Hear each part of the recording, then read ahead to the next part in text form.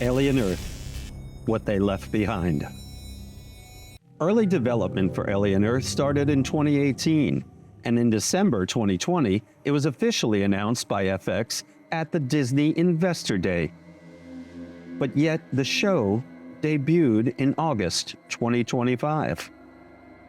In fact, this was a show that wouldn't give up. First, COVID hit. And soon after that, the writer's strike hit. And then the actors struck too. It wasn't until April 2023 that production began in earnest. There are many stories to tell about what this production went through and the groundbreaking first ever advances in sustainability in filmmaking. But before we talk about that, let's use our AI imagination for a moment. What if?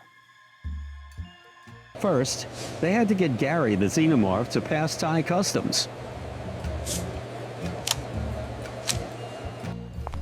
Then, of course, there's the world-famous shopping in Bangkok.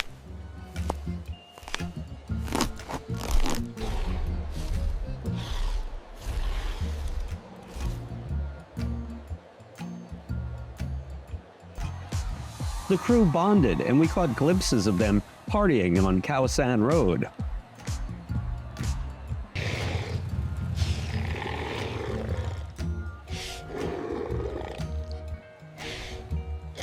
So, what brings an alien like you to a place like this? I was about to ask you the same thing. Don't forget relaxing and casually sipping cocktails on a rooftop lounge overlooking the Bangkok skyline. But that's enough of what if. But this is the story about this amazing Thailand production company that set new standards that they created for the rest of the world to follow. Living Films has been in Thailand for almost 30 years, and Chris Lowenstein is the founder. Let's listen to him explain the rest. Hello, everyone. It's working. Yeah. Great. So, Okay. so such a great turnout. Look at this, amazing. So many faces that I know, which is great. Linda, great job. And Studio X is amazing. And thanks for bringing these LED screens. I mean, this is, I was like, not bright enough. I mean, that's incredible. That's a monitor. Wow. Anyway, let's get started. Also, I want to say it's so great that everybody's turned out. I know Alien Earth is a hot topic, but we're talking about sustainability, and I'm so glad that so many people want to come and talk about sustainability in production, which is really important to us. And I just want to say, I'm grateful for the Disney and FX for Alien Earth because it allowed us this opportunity to really work on sustainability and in this production. Thanks, David. I'm Chris, and I'm the founder of Living Films. We were based in Chiang Mai, but we have an office in Bangkok, and we've been here for 30 years next year. That's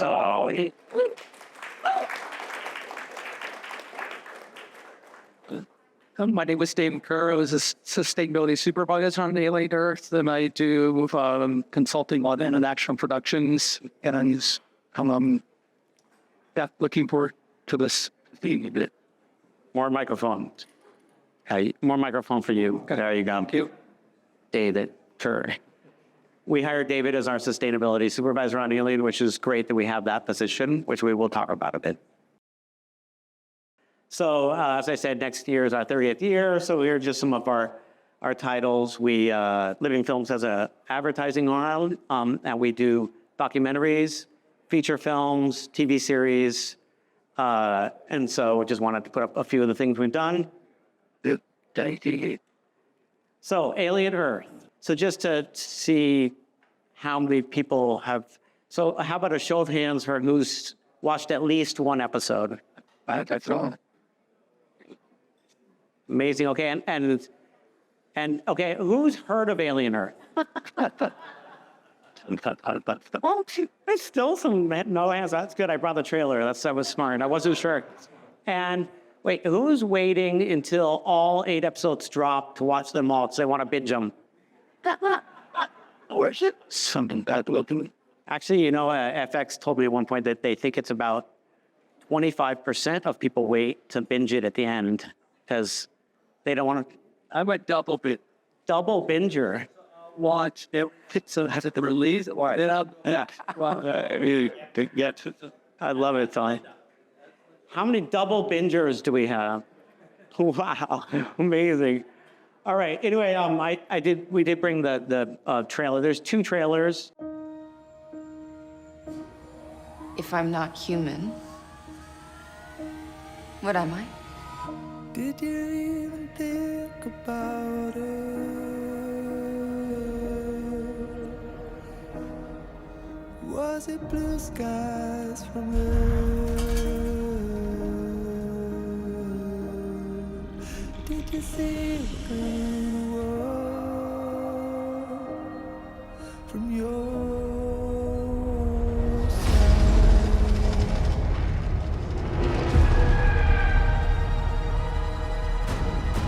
This ship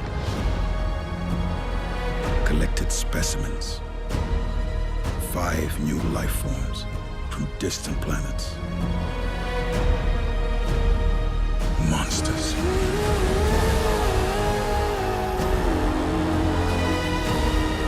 We don't lock them down, it will be too late.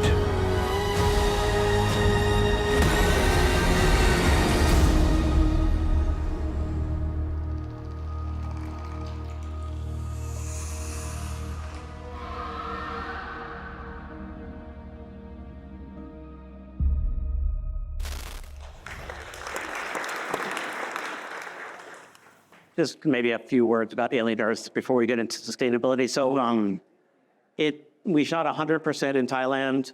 We worked on it for 2.5 years, pretty full on.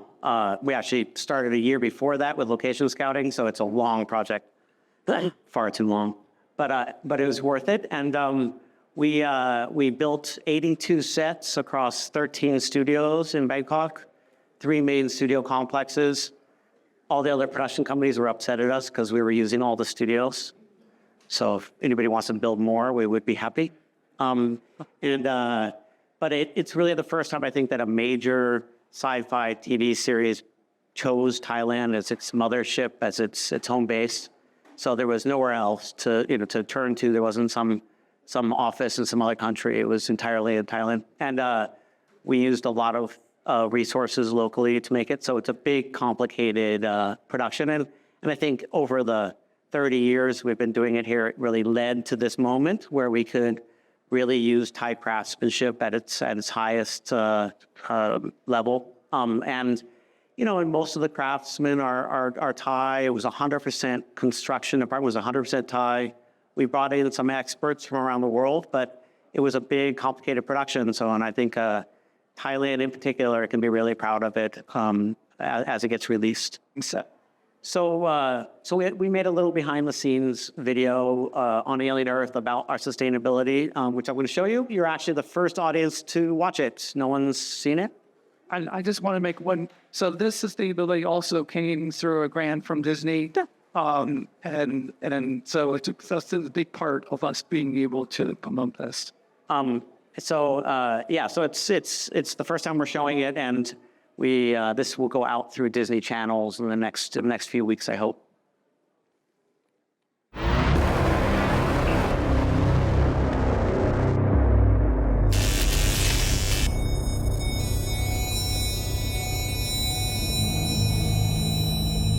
The entire season of Alien chose Thailand as its home base, as its mothership. It's the first time that a major series like this chose Thailand for its home. And so it's been an incredible challenge, but it's also been an amazing chance to showcase Thai crews and what they can do. A lot of our sets are built from reused and repurposed materials. Even our hallways that we built on our spaceship, the ceilings of them were made from old gardening trays. And so ingenious, and it's actually a way to save money. So not only is it sustainable and using reused materials, but it actually saved us budget, which is pretty amazing. My name is Chris Lowenstein, and I'm a producer on Alien. Thailand's kind of become the hub of filmmaking in Southeast Asia now. I think it's the first time in all of Asia that a series or a production like this actually has a dedicated department for sustainability and takes sustainability extremely seriously. It actually really worked to go find and reuse old stuff from around Bangkok. We went to shops all over town to get pieces for the spaceship walls, for example. So we have old computer parts, and we have wires and tubes, and all of this is reused material, essentially. We're repurposing a lot of materials to build the sets, and then when we strike the sets, we'll also repurpose them again. I think we've now found solutions through our sustainability department to recycle every part of the sets. My name is David Kerr. I'm the sustainability supervisor on Alien Season 1 that's now being shot in Thailand. My role is to try to make production as sustainable as possible. Styrofoam is one of the biggest issues because of its longevity. It lasts in the environment for up to or over 1,000 years. So trying to stop the spread of that is probably one of the most critical things. Along with our styrofoam waste, most of our wood and plastic from sets were sent to a local recycling company where it gets used as fuel and incinerators for electricity production, compost production, and concrete manufacturing. What I'm most proud of on Alien is that we've been managed to get over 150 tons so far diverted from the landfill, and that includes plastic and wood waste. And so really the goal is to try to keep all of it as much as possible for ending up in the environment. Yeah, well, there's a lot of efforts to be sustainable, from the small things like having a water bottle that's reusable to the bigger recycling all of the sets and the waste from the sets, the set pieces, and having a lot of electric batteries around. I mean, there's a lot of different ways that we as humans can make steps to move forward. Questioning where are humans in this hierarchy, and we put ourselves often above other animals, and that will be our downfall. And the show is about our relationship to the earth. You know, Alien is set in the future. It's hot, it's sweaty, and there are these aliens coming into Earth, and we have to decide, well, who is the monster? Have humans actually caused more harm than these aliens?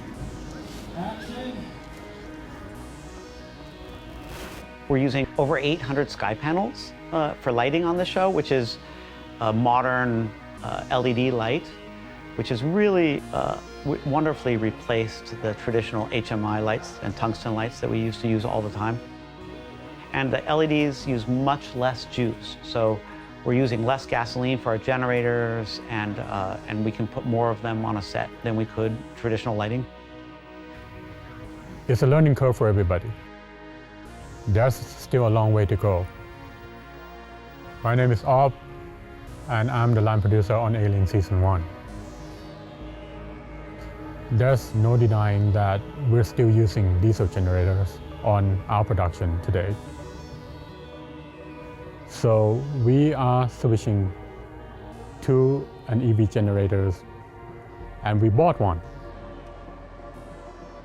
Disney and FX decided to give us a fund to purchase Thailand's first EV generator on Alien Season 1, a 45 kVA generator, which we've been using throughout the production. And I'm hoping that in future seasons of Alien, we will have multiple EV generators working on the set.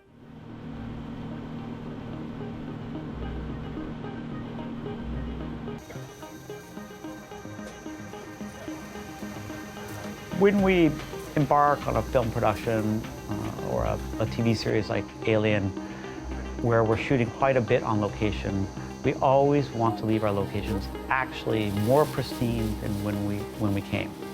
And you know, first of all, we want to be invited back. Second, it's a good thing to do because we have a lot of crew coming in and we create quite a footprint. And so part of that, traditionally in Thailand, if, for example, we're shooting on beaches, we will clean up the beach before we shoot and after we shoot and try to leave it cleaner than when we came.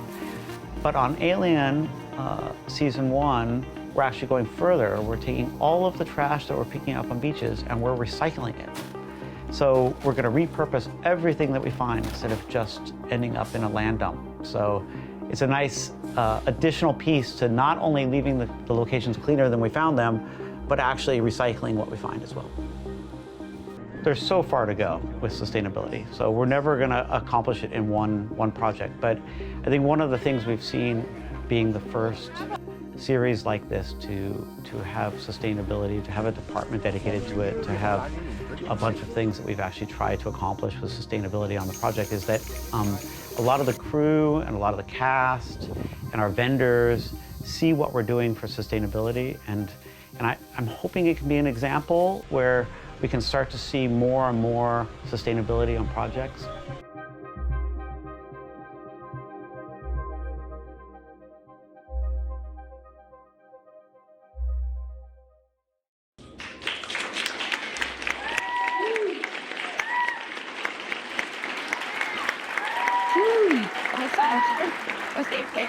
Thank you. Yeah, so I'm proud to announce that we actually so I'm proud to announce that we actually received a gold seal from the Environmental Media Association for the production. Yeah. And what we want to do is to share a few. And what we want to do is to share a few resources and alliances with you that other productions can use when you're trying to figure out how to do this yourself. So this is the first one. You want to talk about that one? Yeah, the Sustainable Entertainment Alliance has, we're going to show, there's another slide for the Peach Toolkit, but they have developed the green production guide, and you can go there if you want to track their production's carbon footprint. There's information on sourcing materials. There's a whole process for that and a checklist. And then there's also the Peach, the Production Environmental Action Checklist. So for each department, it provides a very detailed list of all the things that you can do to make your production greener. How many people have heard of Peach before? Okay. So it's so good we're talking about it because it's a great tool. Scan the QR code if you want to link to it. I'll give you another minute, and then we have. These are some of the studios that are now part of that are active members of the alliance. And one thing I want to say about this is that all these studios have press releases. They have information on their commitment to becoming more sustainable. Like Amazon Studios is trying to be net zero by 2040. So I think it's also incumbent on us to remind them that they have that commitment. Absolutely. It's not just greenwashing. We're really trying to do it. And our industry is quite wasteful. So all of this really makes a difference. So this is another one. This is a local one. You want to talk about this one time? Yeah, has anybody heard of the Creatives for Climate Action Thailand Toolkit before? No. Amazing. Has anybody here from Climate Migration? No? Very cool. Your production. Just a shout out to Recycle Day. They were great partners in helping to find a way to recycle everything, every part of our set. And on these? Yeah, I will. Please use them. Amazing. So this is created just for Thailand resources. Please use it. So we just wanted to finish, even though it's a little anticlimactic, but I've had a lot of people say, hey, you had a lot of money on Alien Earth, but what can a low budget production do? And I think the truth is you can't do as much. You can't buy expensive generators and stuff like this, but it is really about a mindset. So for example, reducing plastic, using sustainable materials, recycling, these are things that we can do on production at no cost, essentially. I think, again, as Chris said, it's a mindset. So it's also thinking creatively about every aspect. It's like, can we reuse this material? Is something can we repurpose?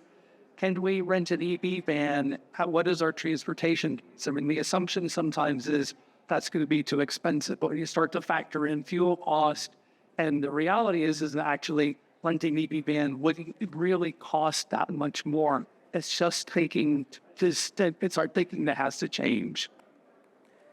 Also, we've been working on waste reduction with diverting food waste.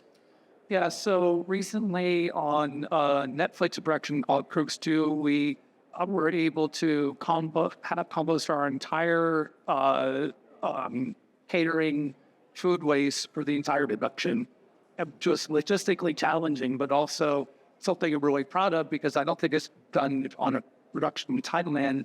And then, we generate a lot of food waste. So it's to make it into compost is great. And as an active gardener, compost is amazing. Everybody should have one. I'm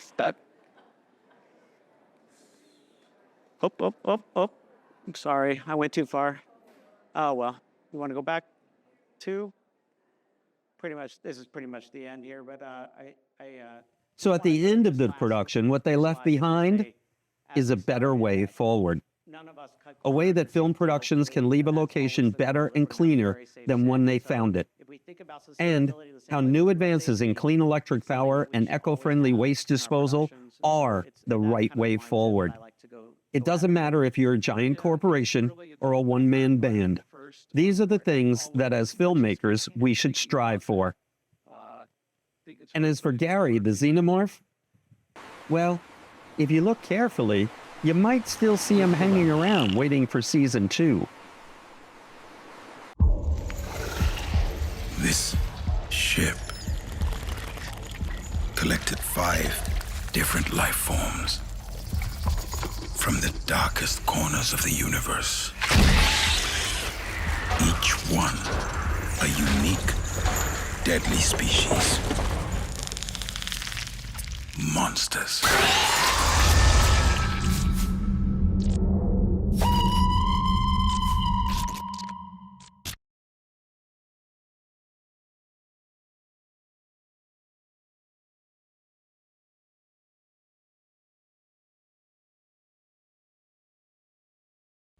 Many thanks to Asia Pillars Film Connection, Living Films, and all their sponsors, Studio X Beyond, DOP House, Epidemic Sound, and of course, the Fig Lobby and all the participants that attended.